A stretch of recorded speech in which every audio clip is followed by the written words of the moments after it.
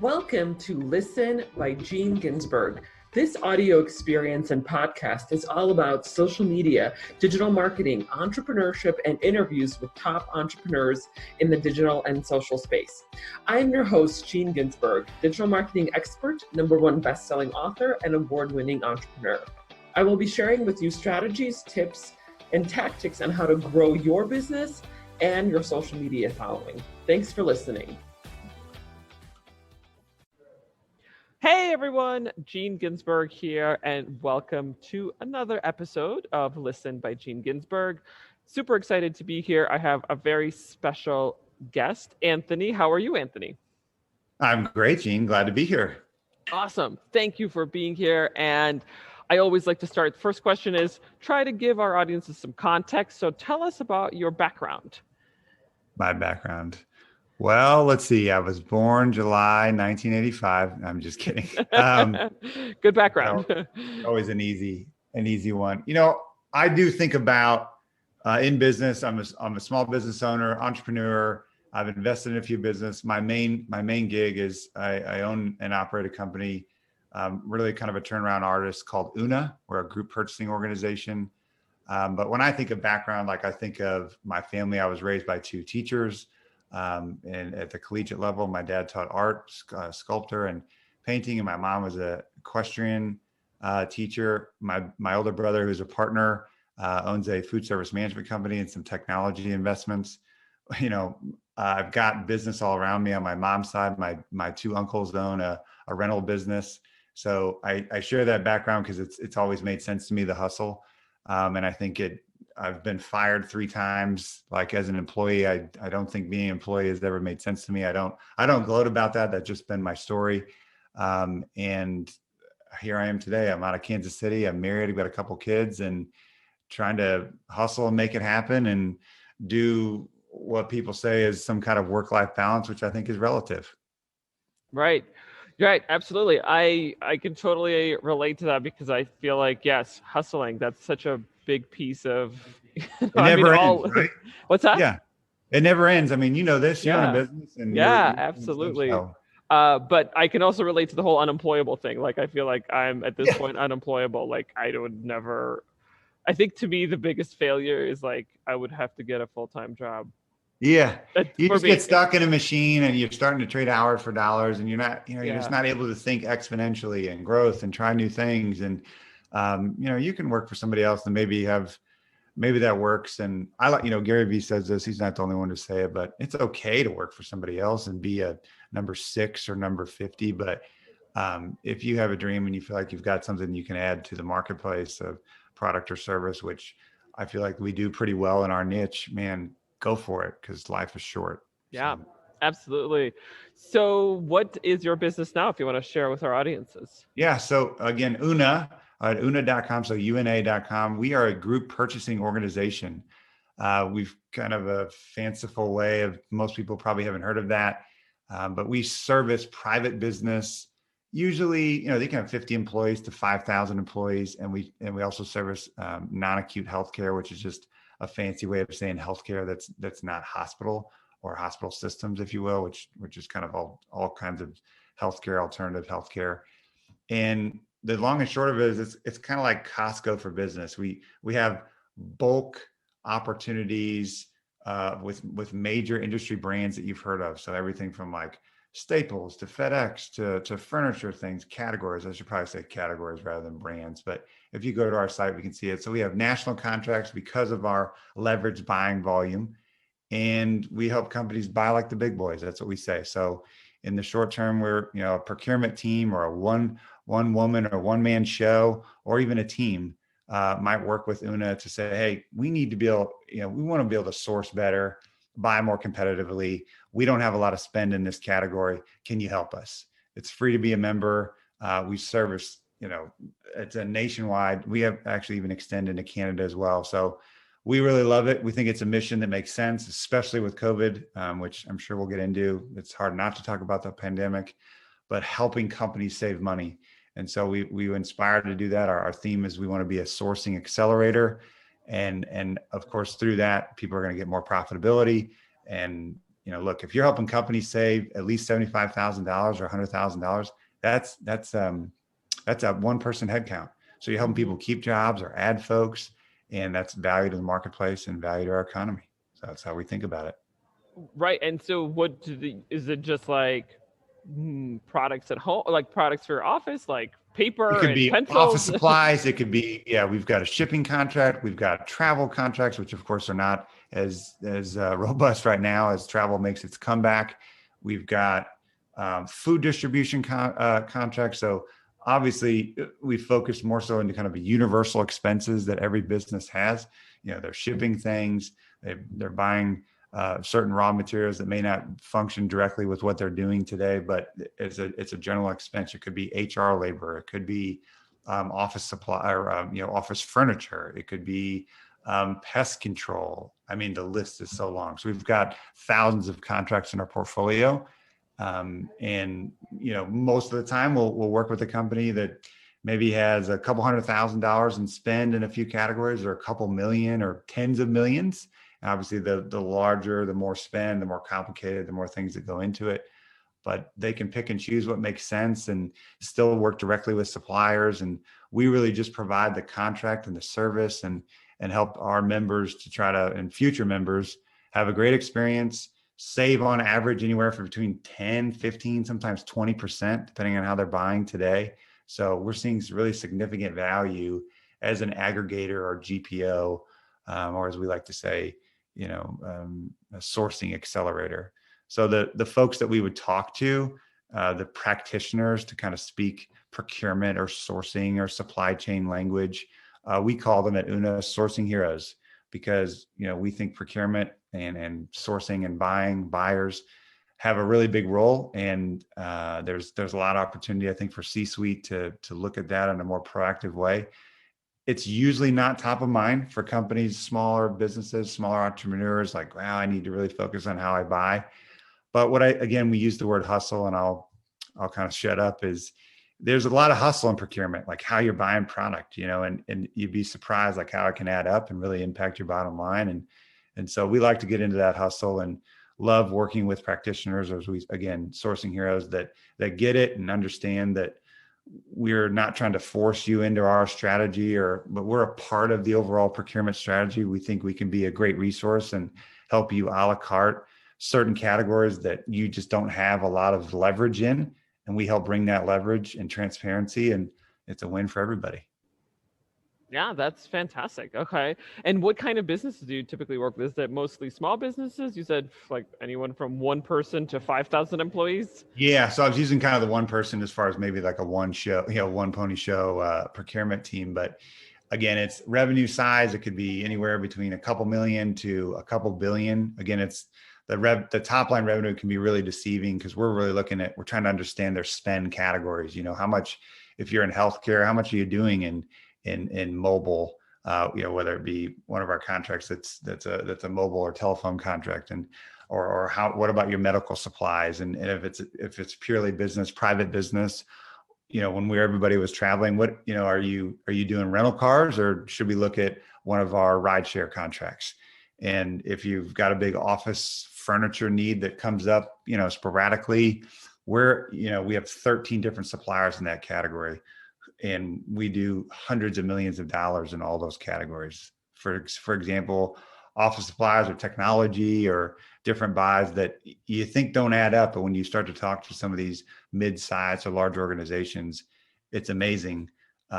Saving 10, 15% on a couple $1,000,000 or even a couple 100,000 has a significant impact. So we keep that front of mind, and that's what helps us keep the lights on. Is literally we want to help people buy better, buy smarter, source better, and have more transparency in something that's not super sexy, but man, has real implications.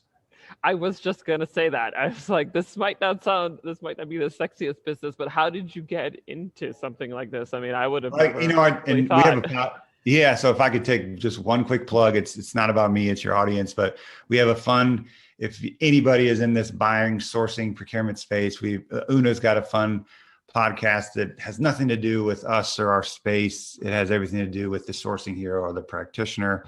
It is called the Sourcing Hero Podcast. And it's all about telling their stories. And where I'm going with this is most of these folks that are in sourcing or procurement typically didn't either go to college or go to school like, oh, that's what I want to do. I want to be in sourcing or procurement or supply chain, which are some very similar, but also very different. So I fell into it. Like, look, one of my investors and partners is my older brother, and there's a unique opportunity after getting fired a few times. It's like, man, maybe you can come over and help us like turn this thing around. We're starting this because he's got a food service management company. They spend a lot in food, buying from major food distributors like the Cisco's and the US Foods of the world, the two major national brands that most of us are somewhat familiar with, probably see at restaurants. And that kind of was the genesis of what Una is today. And we actually we have a smaller brand that's very niche that services the fraternity and sorority space, which is, again, even more niche and focused. We just focus on our food distribution contract. So we have like 600 customers in 48 states they're on our food contract that are, participating, helping the everyday college student when they get back to school, not only eat great food, but then, get it at a fair price. So we're working with a lot of different fraternities and sororities. So I fell into it as a unique opportunity. I know that, your audience is filled with entrepreneurs, small business, medium business. If everything had been going well in the ecosystem I'm part of, there wouldn't have been the opportunity, to become an owner and figure this out and bootstrap this thing and get us out of debt and turn it around. So within the mess comes opportunity.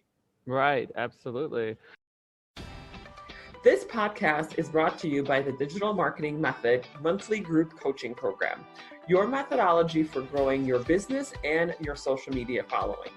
Join me and my group of supportive entrepreneurs and learn how you can grow your business and your social media following, where we cover topics such as Instagram, Facebook, YouTube, email marketing, and so much more. Go to dmgroup.online, dmgroup.online.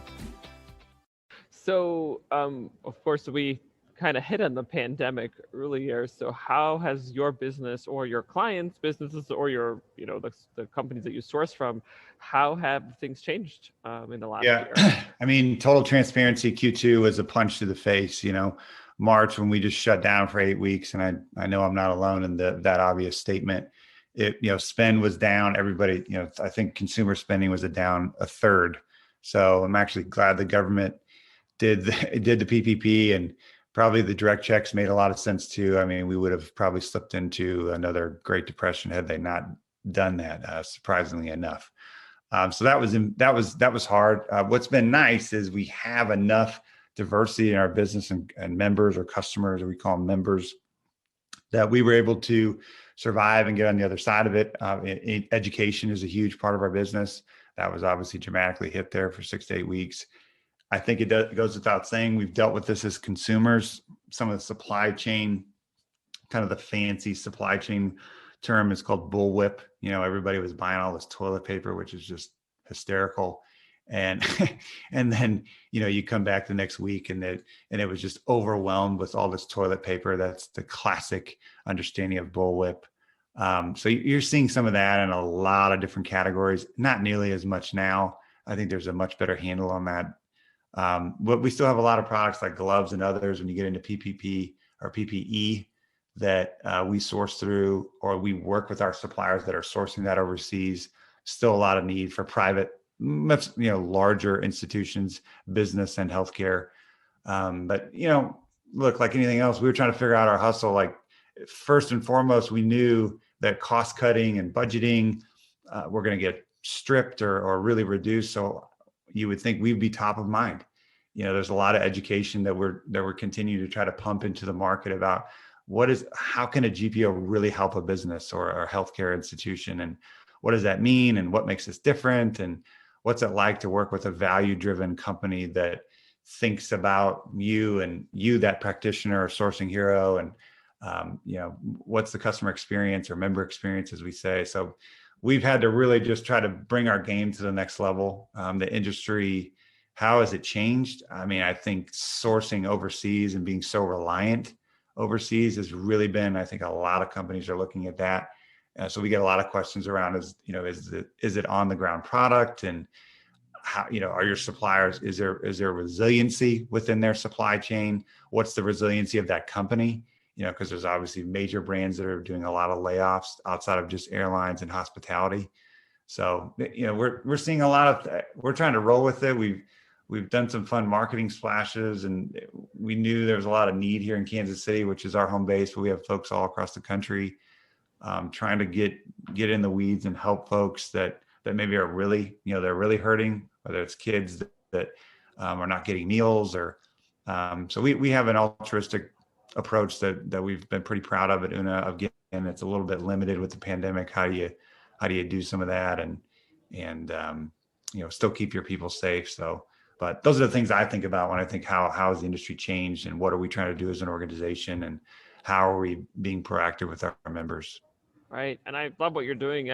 Definitely helping the community when it's times are Sure. tough, that's the way to do it. Right.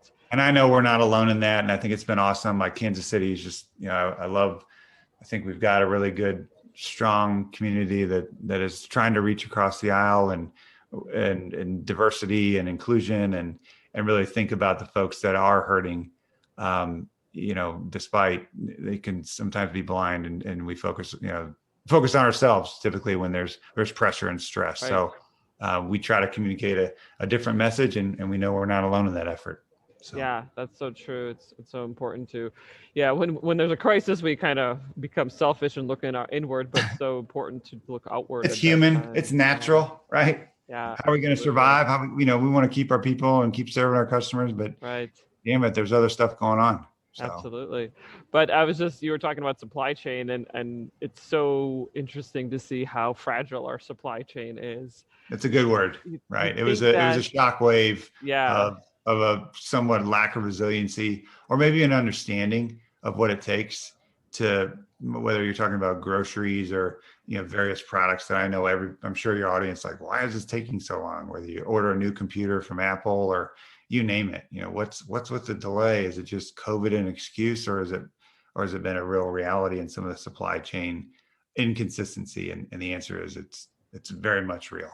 I mean, hell, Amazon is making it more difficult, or they were ordering product because they were so backed up, which I guess is a nice problem. Good for Amazon. FedEx and UPS dropped their commitment of, some of their overnight commitments on timing. I think in addition to the vaccine, I think they were just getting overrun, especially if it's Q4 and the holidays. But you're seeing a lot of different changes from these major players who are trying to keep up with the inconsistencies in the volume or the lack of resiliency in the supply chain. Yeah, and it's just, to me, it was just so baffling to see. Like, I'm not definitely in that space, but it's like, wow, this is how, like, something like this can take down an entire industry world. I mean, half the world, right? It's like, just a small, I mean, it's not small, obviously, but if you think about it, it's health related, but at the same time, it was like, it right. just had so many shockwaves that is obviously affected industries and affected businesses and everything. So it's just crazy to see how fragile the supply chain is, and just wondering what we can do to make it a little bit more stronger, I guess. Look, it's America. I hope we can continue to bulk up manufacturing here in America and put the right incentives in place to make that happen, and put more and more people back to work, and educate the folks that maybe it's going to be a higher requirement to whatever kind of manufacturing. So we're thinking about the environment, but we are thinking about how can we do that in America? Or are we just going to be this information age and continue to, is this going to be a speeding ticket, or is this really going to change how America looks forward? Yeah, absolutely. I'm not the guy to tell you that. I don't know. Which actually is a good segue into our last question is, what is your prediction for the industry? We kind of started talking about predictions, but it's not necessarily, it could be anything. It could be your industry specific. It could be terraforming Mars, or AI, or self-driving cars, or supply chain, whatever you want to talk about. It's a very open-ended question. I try to stay within my core competencies. What we find, and this is not necessarily unique to procurement or sourcing, is we find there's a lot of opportunity with the folks, future member, or again, I just love saying it, sourcing heroes that we talk to, or managing business and lots of spend or a little spend. Again, bigger is not always better. is they just don't have a handle on their data. And so whether you say AI or we could get into blockchain, and I know enough to be dangerous there. Like what is your handle? How are you managing your data? And so if maybe it's a company that's got 100 locations and they're not enforcing compliance and everybody's buying differently. Well, of course you're not going to experience economies of scale and savings. And then you don't have infrastructure, or you don't have the system set up in place to have a streamlined approach to how you're buying. You don't have an understanding of the data. You don't have consistency in pricing, product. And so we see there's a huge investment specifically within software systems, within procurement, SAP and some of the big dogs, Ariba, anybody who's tied to sourcing and buying, or they're going to know all these names and then some. So we think there's going to be a fantastic opportunity to help customers at every level, not just within supply chain, to have a better understanding of their data, look at trends, help them make better decisions, but not just to put it in a fanciful graph or a pivot table. Like, what does this data mean? And how do I decipher it? And how does it help me save money or make better decisions, invest, you name it. And so I think the data piece and how data is held and captured and understood will be critical. And it's not really a futuristic, that's now. But you asked me for one, so I think about that. Right on. Love that. It's so interesting to hear about how everyone kind of takes that question and where they go with it. Some of them keep it really close to the vest. Some are like, hey, self-driving cars, it's going to be a thing. Yeah, I think it's coming. Look, I think we're going to colonize Mars. What's he say? Like, Elon's like in 20 or 30 years or something. It might be something far like that. Yeah. They want to do manufacturing outside of space, or, in space, and that's going to be better for the environment, or it's not as, there's not as much energy used. I'm not a physics, I think all that'll be good. I think colonizing Mars isn't, maybe the end result is maybe not as exciting as the breakthroughs that will come from that, which I think was the whole point of reaching for the moon.